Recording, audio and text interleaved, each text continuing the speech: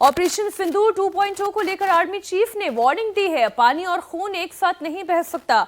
Army chief ने कहा कि जो आतंक को बढ़ावा देगा उसको हम जवाब देंगे। अगर आप ब्लैकमेल करेंगे तो हम शांत नहीं बैठेंगे।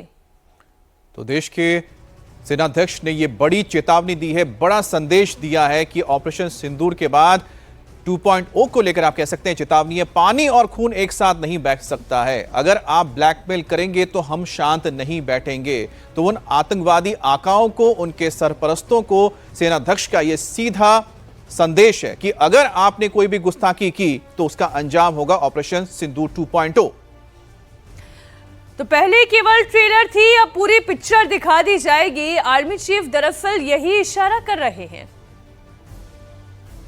मेरे ख्याल से ये तो एक बड़ी चेतावनी बन के रहेगी, क्योंकि जब आप स्टेट स्पॉन्सर्ड टेररिज्म या राज्य प्रायोजित आतंकवाद को बढ़ावा देते हैं तो ये हमारे लिए, भारत के लिए बहुत चिंता का विषय बन जाता है। क्योंकि देखिए, हम तो एक उन्नति की बात करते हैं, हम सबको साथ में लेके चलने की बात करते हैं। तो जो भी हमारे काम में रोड़ा अटकाएगा उसके लिए हमें कुछ ना कुछ कार्रवाई करनी पड़ेगी। अब जहां तक न्यू नॉर्मल का सवाल है, आप देखिए, हमने तो यही बोला है कि पानी और खून एक साथ नहीं बह सकता। Blood and water can't flow together, talks and terror can't be together. यानी बातचीत, संवाद और आतंकवाद एक साथ नहीं चल सकता है। तो हम तो सिर्फ यही बोल रहे हैं कि आप शांति की प्रक्रिया अपनाइए, हम भी उसका साथ देंगे। जब तक ये नहीं होगा तब जो आतंकवादी हैं या उनके आका हैं वो हमारे लिए समान मान है। दूसरी चीज ये है, जो भी आतंकवादी को बढ़ावा देगा हम उसको जवाब देंगे। और हमारे पास अगर बैरंग चिट्ठी भी आई तो भी हमें पता है कि जवाब किसको देना है, हमें उसकी चिंता नहीं है। और जहां तीसरी बात है कि जहां तक आप ब्लैकमेल करना चाहते हैं हमें किसी चीज के लिए, मेरे ख्याल से भारत अभी इतना संपन्न है कि हम किसी ब्लैकमेल से डरने वाले नहीं हैं। अभी शुरू भी नहीं हुई थी, सिर्फ एक ट्रेलर दिखाया गया था और ट्रेलर के बाद 88 घंटे में वो ट्रेलर खत्म हो गया था। तो आगे आने वाले हालात कैसे होंगे, ये इसके बारे में हम पूरी तैयारी करके बैठे हुए हैं। और अगर कोई ऐसा हमें मौका देता है पाकिस्तान, तो हम उसको भरपूर एक शिक्षा प्रदान करना चाहेंगे उसको कि कैसे एक जिम्मेवार नेशन को अपने पड़ोसियों से बिहेव करना चाहिए। और इस वक्त की बड़ी खबर दिल्ली ब्लास्ट से जुड़ी हुई है। एनआईए ने दिल्ली से उस शख्स को गिरफ्तार कर लिया है जो इस साजिश में उमर का मददगार बना था। डॉक्टर उमर का मददगार था। गिरफ्तार इस व्यक्ति का नाम है आमिर राशिद अली और इसी शख्स के नाम पर वो I-20 कार रजिस्टर्ड है जिसके जरिए धमाका किया था। आपको जानकारी दे दें, आज आमिर रशीद को दिल्ली की पटियाला हाउस कोर्ट में पेश किया जाएगा, जहां एनआईए उसके रिमांड के लिए कोर्ट से गुहार लगाएगी। आमिर जम्मू कश्मीर के पंपोर का रहने वाला है और दिल्ली आसपास के इलाकों में उमर और आमिर एक साथ कई जगहों पर नजर भी आए। आमिर राशिद अली ने ही उमर के साथ दिल्ली में कार धमाके की साजिश रची। आमिर ने ही फरीदाबाद के रॉयल कार जोन से वो I-20 कार खरीदी थी जिसका इस्तेमाल आतंकी डॉक्टर उमर ने धमाके के लिए किया था और इसने ही कार खरीदकर उमर को दी थी। देखिए, एक पेट्रोल पंप पर पॉल्यूशन करवाते हुए भी ये एक सीसीटीवी के जरिए सामने आए थे। यहां पर आप देख सकते हैं उमर आपको नजर आ रहा है और उमर के नाम ही ये कार रजिस्टर्ड थी और उमर के हाथ में ही चाबी नजर आई थी जब उसने डीलर से ये कार खरीदी थी। दिल्ली ब्लास्ट का केस अपने हाथ में लेने के बाद एनआईए ने यह पहली गिरफ्तारी की है। आतंकी उमर से जुड़े हुए कुछ लोगों को जम्मू कश्मीर पुलिस ने हिरासत में लिया है। उनसे पूछताछ में चौंकाने वाले खुलासे भी हुए हैं। जांच एजेंसियां दिल्ली से लेकर हरियाणा तक, यूपी से लेकर जम्मू कश्मीर तक छापेमारी कर रही है। पल पल डॉक्टर्स के टेरर मॉड्यूल पर बड़े खुलासे भी हो रहे हैं। सुसाइड बॉम्बर 2 साल से क्यों ढूंढ रहा था उमर?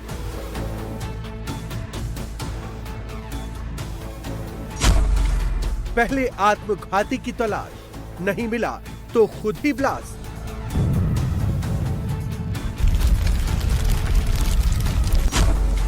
सीसीटीवी में 2-2 फोन, ब्लास्ट के बाद कहां गायब?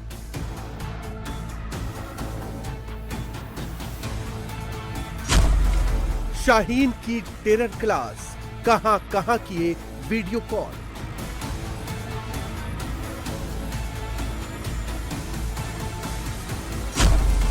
अल फलाह यूनिवर्सिटी अब बुलडोजर की तैयारी।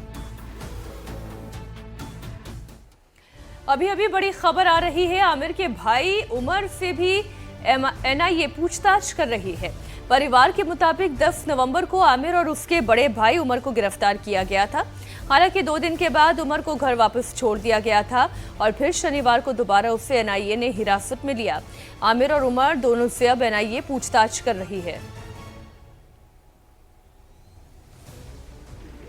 हम इस वक्त दक्षिणी कश्मीर के पुलवामा के संबूरा गांव में मौजूद है और मेरे पीछे आप जो ये घर देख रहे हैं ये आमिर रशीद का घर है, जिसे एनआईए ने दिल्ली से गिरफ्तार करने का दावा किया है।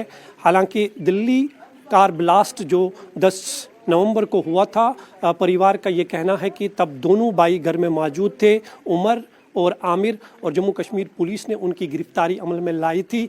हालांकि 2 दिन के बाद जो उमर रशीद है उनको जम्मू कश्मीर पुलिस ने रिहा कर दिया था क्वेश्चनिंग के बाद, लेकिन आमिर को रिलीज़ नहीं किया गया क्योंकि ये माना जा रहा है कि दिल्ली कार ब्लास्ट में जिस i20 कार का इस्तेमाल किया गया था वो आमिर के नाम पर खरीदी गई थी और दिल्ली में जो कार ब्लास्ट हुआ उसमें आमिर ने डॉक्टर उमर की पूरी मदद की थी। हालांकि जो आमिर के भाई है उमर, सैटरडे को दोबारा उन्हें एनआईए जो है अपने साथ लेके गई है और अभी भी वो एनआईए की कस्टडी में है, ऐसा परिवार वालों का कहना है। परिवार के मुताबिक जो उनकी मैसेज है आमिर की, उनसे बातचीत करते हुए उन्होंने कहा कि आमिर जो है जब उनकी गिरफ्तारी हुई उसके बाद उन्हें रिलीज़ नहीं किया गया, वो कहाँ है इसके बारे में कोई जानकारी नहीं है।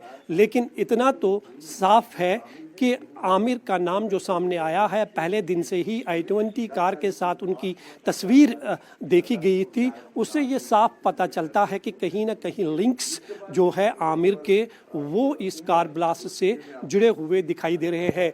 परिवार वालों का ये भी कहना है कि अक्टूबर के महीने में आमिर ने कहा था कि वो पहलगाम जा रहे हैं और वो 1 हफ्ते तक पहलगाम में थे, ऐसी जानकारी हमारे पास है।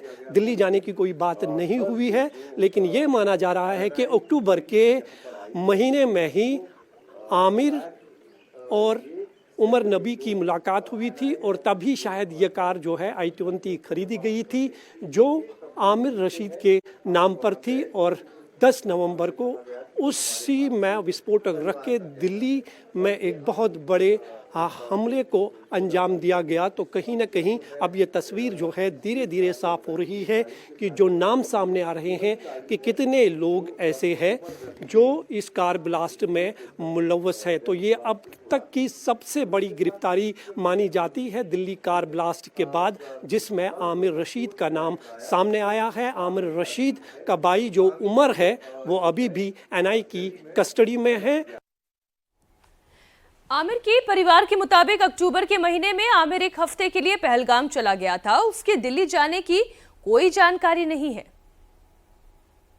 अब ये खबर आ रही है कि जो उमर है, उमर छोटे भाई है कि बड़े हैं? बड़े हैं और आमिर छोटे हैं। आमिर अली जो है आमिर रशीद आमिर रशीद के बारे में कहा जाता है कि उन्होंने ही दिल्ली ब्लास्ट में डॉक्टर उमर की मदद की थी, इस तरह से एनआईए का रिपोर्ट आया है।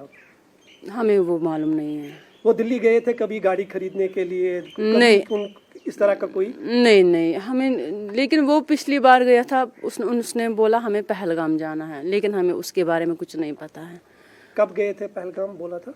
उन्होंने बोला था, तारीख मुझे पता नहीं है कब। मतलब यही सितंबर के आसपास, कौन सा महीना था जब पहलगाम, या अक्टूबर में? अक्टूबर में शायद। अक्टूबर में। कितने दिनों के लिए पहलगाम गए थे? 1 हफ्ता शायद। 1 हफ्ते के लिए शायद। तो उसके बाद आपको कुछ नहीं पता? नहीं। अच्छा, और कौन कौन है उनके घर में, आमिर और इनके घर में? कोई नहीं है, हम खाली 2 ही हैं, मेरी सास और मैं हूँ, हमें और कोई नहीं है। खाली 2 भाई थे। खाली 2 भाई। प्लीज हमें छोड़ दीजिए उसको। आमिर क्या करते थे? आमिर प्लम्बर थे। प्लम्बर। कितना पढ़े थे आमिर? मुझे नहीं पता, शायद वो अंडर मैट्रिक थे। हमें कोई घर में नहीं है, मेहरबानी करके अल्लाह के वास्ते हमें उमर को छोड़ दीजिए। वो बेकसूर है, उसको कुछ पता नहीं, वो इलेक्ट्रिशियन थे। बच्चे कितने हैं आपके? एक है, वो 14 महीने का है। आप उनकी मिसेज हैं? यस सर, मैं उसकी मिसेज हूँ। हमारे घर में और कोई नहीं है। मेरा ससुर है, वो भी मर गया है। आपका क्या नाम है? मेरा कुलसुम जान है। चलो, अभी आपको कोई जानकारी नहीं है, उमर कहाँ है, आमिर कहाँ है, कोई जानकारी नहीं है? उमर के बारे में बोला गया, वो डलगेट एनआई में, हाँ उन्होंने बोला वो यहाँ पे इन है, लेकिन आउट नहीं हुआ है अभी वो। आमिर के बारे में कोई जानकारी आमिर नहीं के थी? बारे में कुछ नहीं पता है। आपने पूछा था आमिर के बारे में, आमिर कहाँ है, क्या है? नहीं कुछ नहीं पूछा? नहीं। उन्होंने कुछ बताया? हमने जब हम पहले पामपुर थाने में गए, हमने बोला वो कहाँ, आमिर भैया का है, तो उन्होंने बोला हमें उसकी कुछ पता नहीं है, लेकिन उमर यहाँ पे है।